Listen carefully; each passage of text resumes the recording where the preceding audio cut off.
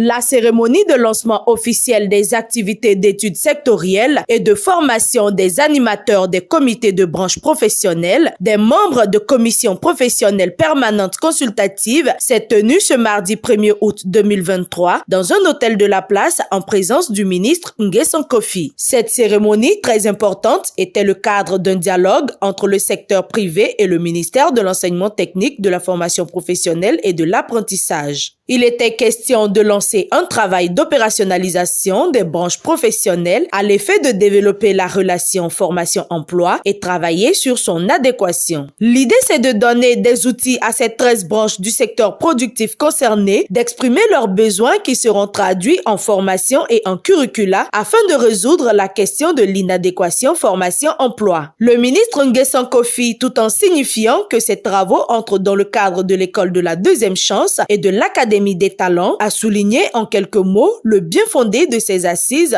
pour les apprenants. Il est essentiel de promouvoir cette collaboration afin de garantir une formation de qualité alignée sur le marché du travail et favorisant l'employabilité des diplômés. J'ai la ferme conviction que le partenariat public-privé offrira une perspective heureuse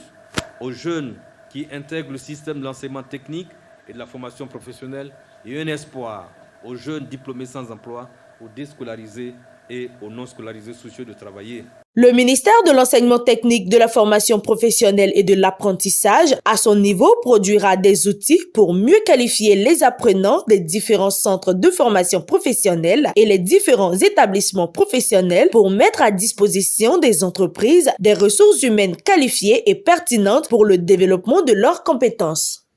Ce qu'il faut retenir, c'est que les branches professionnelles ont été créées en an 13 et l'idée, c'est de donner des outils à ces branches-là, puisqu'il s'agit pour nous, secteur productif, d'exprimer nos besoins. On exprime nos besoins, lesquels besoins vont être traduits en formation, en curricula, au niveau donc, de la Commission nationale permanente consultative, ici représentée, pour adresser la question de l'adéquation formation, l'inadéquation plutôt, formation-emploi. C'est de cela qu'il s'agit. Pour l'AFD, c'est un élément essentiel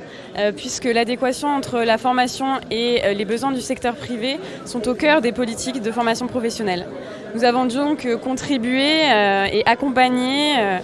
avec le ministère la définition de sa politique de gouvernance avec les branches professionnelles,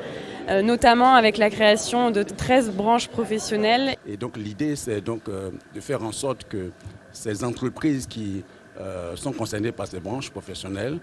puissent identifier les différents besoins de formation à l'effet de faire en sorte qu'au niveau de l'enseignement technique de la formation professionnelle, on puisse produire les outils qui permettent de mieux qualifier les apprenants dans les différents établissements de formation professionnelle pour mettre à la disposition des entreprises des ressources humaines pertinentes pour leur développement, pour le développement de leurs compétences.